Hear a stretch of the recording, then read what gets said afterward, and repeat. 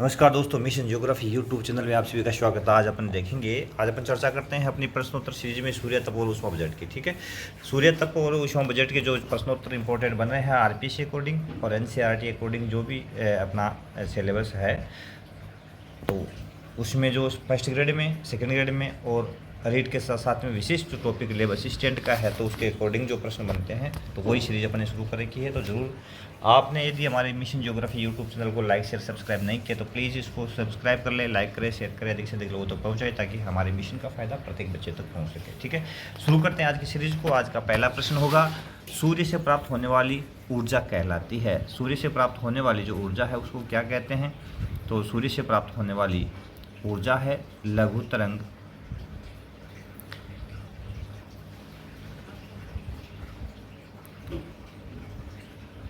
लघु तरंग, सूर्य तप, आगामी सौर विकिरण, ये सभी। तो भैया सूर्य से प्राप्त होने वाली ऊर्जा जो है ये सभी नामों से जानी जाती है। यानी सौर विकिरण जो होती है ना, सूर्य से ऊर्जा प्राप्त होती है उसको लघु तरंग बोलते हैं। ठीक है, और जो पृथ्वी से वापस परावर्तित होती है धरातल से उसको दीर्घ तरंग बोलते हैं। ठीक है, और सूर्य तप भी इसी को कहते हैं और आगामी सौर विकिरण भी इसी को कहते हैं। तो सभी ऑप्शन सही है, इसमें द ऑप्शन सही हो जाएगा। ठीक है, अगला प्रश्न है, पृथ्वी औसत रूप से वायुमंडल की ऊपरी सतह पर कितनी ऊर्जा प्राप्त करती है? पृथ्वी औसत रूप से वायुमंडल की ऊपरी सतह पर कितनी ऊर्जा प्राप्त करती है? तो औसत जो ऊर्जा हमें प्राप्त होती है 1.94 कैलोरी प्रति वर्ग सेंटीमीटर प्रति मिनट, 1.94 कैलोरी वर्ग सेंटीमीटर प्रति घंटा, 1.94 कैलोरी वर्ग सेंटीमीटर प्रति सेकंड। कोई नहीं, तो इसमें सही ऑप्शन जो है ना वो प्रति मिनट वाला पहला ऑप्शन सही है। इसमें ये ऊर्जा प्राप्त करती है पर मिनट कैलोरी के अंदर। अगला प्रश्न है, अपसौर की स्थिति होती है 3 जनवरी, 4 जुलाई, 10 जनवरी, 10 जुलाई। तो सही ऑप्शन इसमें है अपसौर की स्थिति बनती है। अपसौर यह होती है भैया, इसको यदि अपन सूर्य मान लें और इसको यदि अपन पृथ्वी मान लें तो जो अधिकतम दूरी है इसको अपन यदि सूर्य मान लें, ठीक है, तो देखो ये हमारी पृथ्वी मान लें, बीच में सूर्य यहाँ रखते हैं और यहाँ पृथ्वी रखते हैं, तो ये ज़्यादा दूरी है, अधिकतम दूरी को अपसौर कहते हैं, और ये जो कम दूरी है उसको उपसौर कहते हैं। ठीक है ना, तो कम दूरी तो पृथ्वी और सूर्य के बीच में जो कम दूरी उसको उपसौर कहते हैं, अधिकतम को अपसौर कहते हैं। अपसौर की कंडीशन 4 जुलाई को बनती है और उपसौर की कंडीशन 3 जनवरी को बनती है। ठीक है ना, तो इसमें 4 जुलाई ऑप्शन सही हो जाएगा। अगला है, उपसौर की स्थिति बनती है तो 3 जनवरी को। ठीक है, यानी न्यूनतम दूरी है उपसौर का मतलब अपन देख ही लिया, पृथ्वी और सूर्य के बीच में न्यूनतम दूरी। यदि पूछ ले पृथ्वी और सूर्य के बीच में औसत दूरी कितनी है, तो औसत है 15 करोड़ किलोमीटर दूरी आती है। 15 करोड़ किलोमीटर यह मानी जाती है। ठीक है ना, औसत दूरी। अगला प्रश्न है, निम्न में से सही कथन है? 15 करोड़ 20 लाख किलोमीटर, 15 करोड़ 14 करोड़ 70 लाख किलोमीटर। तो इसमें यह प्रश्न मिसप्रिंटिंग है। यहाँ है, निम्न में से सही कथन है, पृथ्वी व सूर्य के बीच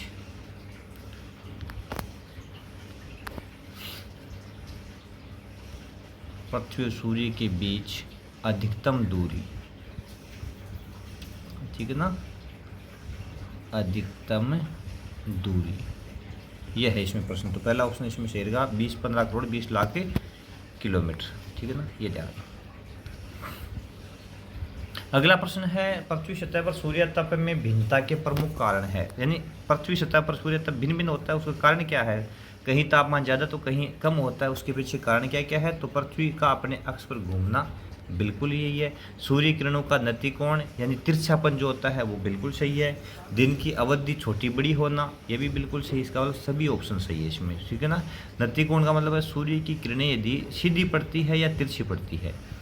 कोण कैसा है? सीधी पड़ती है तो तापमान अधिक प्राप्त होगा, ठीक है ना, और यदि तिरछी है तो ताप है जो कम प्राप्त होगा। तो ये नतिकोण होता है। सभी ऑप्शन सही है इसमें, सभी उत्तरदायी है सूर्य तप के लिए। निम्न में से सही कथन है, पृथ्वी अपने अक्ष पर 23.5 डिग्री झुकी हुई है। अक्ष पर 23.5, एक तो होता है अक्ष जिस पर पृथ्वी घूमती हुई 24 घंटे में एक चक्कर पूरा करती है। एक होता है कक्ष, जिस पर पृथ्वी 365 दिन में एक चक्कर पूरा करती है। ठीक है ना। तो इसमें अक्ष पर पृथ्वी झुकी हुई है 23.5 डिग्री, कक्ष पर झुकी हुई है 66.5 डिग्री। ठीक है। अक्षांश जितना उच्च होगा नतिकोण उतना ही कम होगा। सूर्य का नतिकोण अक्षांश जितना बड़ा होगा तो नतिकोण उतना ही कम होगा। तो ये सभी ऑप्शन सही है, सभी ऑप्शन सत्य है। ये भी सत्य, ये भी सत्य, ये भी सत्य, सभी ऑप्शन सही है। प्रदीप्त वर्त कहलाता है। प्रदीप्त वर्त किसे कहते हैं? तो पृथ्वी के दिन रात के भाग को अलग करने वाला वर्त, या दोनों ध्रुवों को मिलाने वाला वर्त। दोनों सही, दोनों गलत। सही ऑप्शन कौन सा है भैया? इसमें सही ऑप्शन है ये वाला। पृथ्वी के दिन रात के भाग को अलग करने वाला वर्त, उसको बोलते हैं प्रदीप्त वर्त। ठीक है ना। जैसे ये पृथ्वी है, इसमें यदि ये दिन रात को अलग करता है, इधर यहाँ पे दिन है, यहाँ सूर्य है और यहाँ रात है, तो यह वर्त जो बनता है ये प्रदीप्त वर्त कहलाता है। अगला प्रश्न है, निम्न में से सही कथन है? जलवाष्प ओजोन अवरक्त विकिरण को अवशोषित करती है। जलवाष्प ओजोन दोनों सूर्य की अवरक्त किरणों को अवशोषित करती है। पहला कथन बिल्कुल सही है। वायुमंडल में छोटे कण ऊर्जा को विकीर्ण कर देते हैं, यह भी सही है। ये कर देते हैं, इसे पढ़ना इसको। ठीक है। तीसरा कथन, इन्हीं में से आकाश का रंग नीला दिखाई देता है, बिल्कुल सही है। यानी ये प्रकीर्ण जो होता है ना, विकीर्ण कर देते हैं, इसके कारण आकाश का लाल और सुबह और शाम को, है ना, लाल रंग दिखाई देता है और नीला दिखाई देता है ना, ये शायर के कारण, ये इसी कारण से। तो सभी कथन सत्य, इसका मतलब द ऑप्शन सही है, सभी सत्य इसमें। अगला प्रश्न, पृथ्वी पर सर्वाधिक सूर्य तप पाया जाता है कहाँ पे? उपोष्ण कटिबंधीय मरुस्थलों पर, क्योंकि यहाँ मेघाच्छादन नहीं पाया जाता। महाद्वीपों पर अधिक ताप व महासागरों का ताप, सभी कथन सही। तो भैया सारे ऑप्शन सही है। सबसे अधिक सूर्य तप यहाँ मिलता है, सही बात है। जो कारण इसका ये दे रखा है कि यहाँ मेघाच्छादन नहीं होता, बादल कम होते हैं। ठीक है ना। उपोष्ण कटिबंधीय मरुस्थलों पर, और महाद्वीपों पर तापमान अधिक होता है, महासागर कम होता है, ये भी सही है। तो सभी कथन सत्य है इसमें। अगला प्रश्न है, निम्न में से सही कथन है? पृथ्वी का निचला वायुमंडल पार्थिव विकिरण से गर्म होता है, बिल्कुल सही बात है। यानी पृथ्वी से टकराकर जो वापिस विकिरण, जिसको अपन दीर्घ तरंग बोलते हैं, उससे वायुमंडल गर्म होता है, न कि सौर विकिरण से।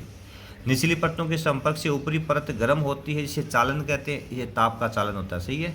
एक परत से दूसरी परत संपर्क में आई, फिर तीसरे संपर्क में वो गर्म होती चलेगी, इसको चालन बोलते हैं। गर्म वायु से ताप लंबवत संचालन करता है, तो उसको सेवन बोलते हैं। लंबवत का मतलब है यहाँ गर्म वातावरण था, इस प्रकार से समकोण परिधि को दूसरी परत थी, वहाँ उस ओर यदि तापमान का चालन हुआ तो वो सेवन कहलाता है। इसका मतलब सभी ऑप्शन सही है, इसके सभी ऑप्शन सही है। पहला सही, दूसरा, तीसरा, तीनों ऑप्शन सही है इसके। अगला प्रश्न है, वायु में ताप का क्षैतिज संचलन क्या कहलाता है? तो क्षैतिज अभिवयन कहलाता है। ठीक है ना। यानी लंबवत तो सेवन कहलाता है, ये तो है लंबवत। ठीक है। और यह चालन जो हो गया एक परत से दूसरी परत में, अभिवयन, क्षैतिज संचलन अभिवयन कहलाता है। क्षैतिज शब्द आए तो अभिवयन करना। ठीक है। हाँ जी। अगला प्रश्न है, पृथ्वी की सतह गर्म होकर खुद ताप छोड़ती है, कहलाता है? पार्थिव विकिरण, दीर्घ तरंग, ए और ब दोनों सही, दोनों गलत। तो इसमें सही ऑप्शन क्या है? उसको पार्थिव विकिरण भी कहते हैं और दीर्घ तरंग भी उसे ही कहते हैं। तो ए और ब दोनों सही, ये दोनों सही है। निम्न कथनों पर अपने विचार स्पष्ट कीजिए। निम्न कथनों पर अपने विचार स्पष्ट कीजिए। यानी पृथ्वी की 35 इकाइयाँ धरातल पर पहुँचने से पहले परावर्तित हो जाती है, बिल्कुल सही है। ये पृथ्वी का एल्बिडो, ये 35 इकाइयाँ ही एल्बिडो कहला, ये प्रश्न आया था। ठीक है ना। पृथ्वी का एल्बिडो है कितनी इकाइयाँ? परावर्तित 35 इकाइयाँ। सह है 19 इकाइयाँ संघनन में खर्च हो जाती है, बिल्कुल सही बात है। तो ये सभी कथन सत्य, द ऑप्शन से सभी कथन सत्य है इसमें। तो इसमें सारे प्रश्न, एक ही प्रश्न में 4 ऑप्शन आप समझ में गए होंगे, तो 4 बिंदु सही हो गए, आपके मेमोराइज हो जाएंगे। पृथ्वी सौर ऊर्जा की कितनी मात्रा को अवशोषित करती है? तो 51, 34, 49, 23। तो सही ऑप्शन है 51। ठीक है ना। 51 इकाइयाँ अवशोषित करती है। इसका डायग्राम कुछ इस प्रकार से है।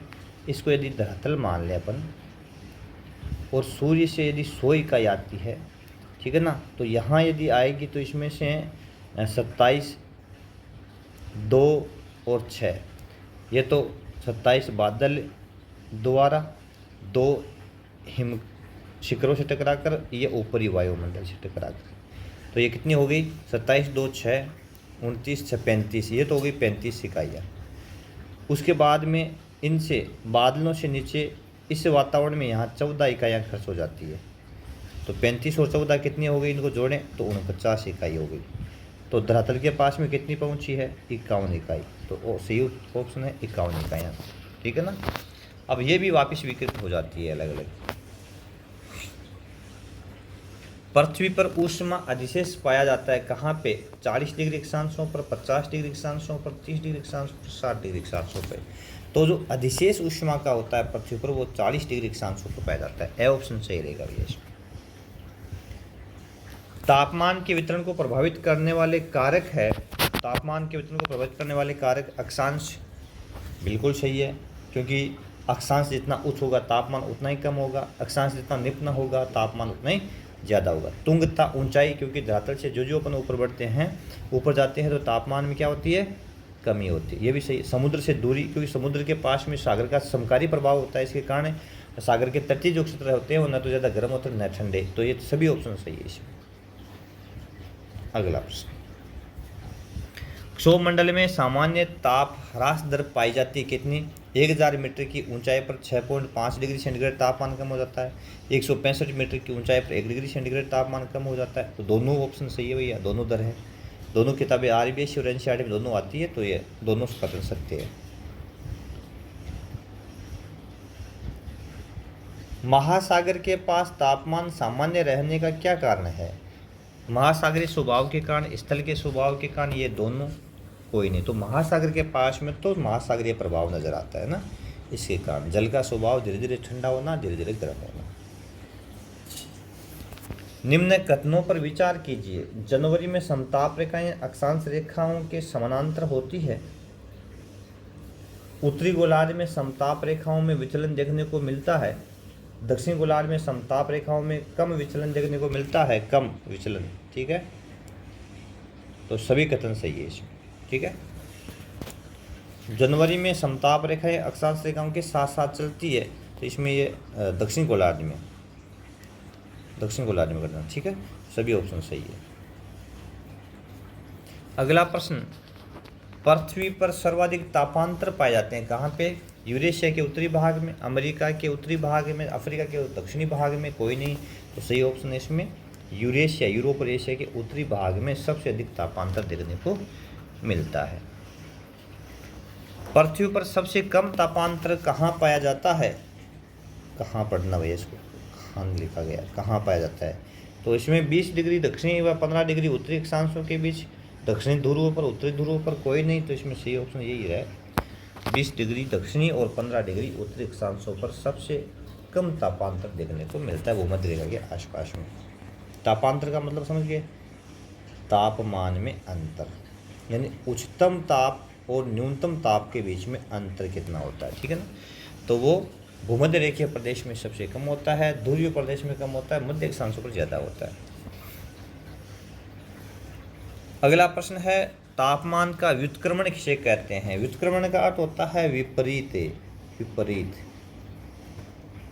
अर्थात ऊंचाई के साथ तापमान का बढ़ना, ऊंचाई के साथ तापमान का घटना, ये दोनों तो है नहीं, दोनों में से एक है, या तो ऊंचाई के साथ बढ़ना या घटना। तो इसमें है जो धरातल से ऊपर बढ़ते हैं तो तापमान सामान्यतः है घटता है, जो धरातल से हम ऊपर जाते हैं क्षोभ मंडल में तो सामान्य तापमान घटता है। लेकिन व्युत्क्रमण क्या होता है, कभी कभार तापमान ऊंचाई पर बढ़ने के साथ में हम धरातल से जो ऊपर जाते हैं तापमान बढ़ता है ना, उसको व्युत्क्रमण बोलते हैं। तो इसमें ए ऑप्शन सही है, इसमें कौन सा ऑप्शन सही है, ए ऑप्शन सही है, ठीक है ना। तो ये कुछ इस लेसन के अपने सूर्य तक उस सब्जेक्ट के 27 प्रश्न बने हैं। तो इसी तरह के शॉर्ट ट्रिक के वीडियोज है एंड प्रश्नोत्तर सीरीज है, और संपूर्ण भूगोल के संपूर्ण प्रश्नोत्तर के लिए आप हमारे विषय ज्योग्राफी यूट्यूब को लाइक शेयर सब्सक्राइब कर लें, और अधिक से अधिक बच्चों तक शेयर करें, ताकि हमारे मिशन का फ़ायदा कि प्रत्येक अभावग्रस्त वो बच्चा है जो पढ़ना चाहता है, जिसके मन में ललक होती है लेकिन वो पढ़ नहीं पाता है, तो उस तक भूगोल पहुंचाना हमारा लक्ष्य है। तो हमारे लक्ष्य में आपका सहयोग अपरिहार्य है।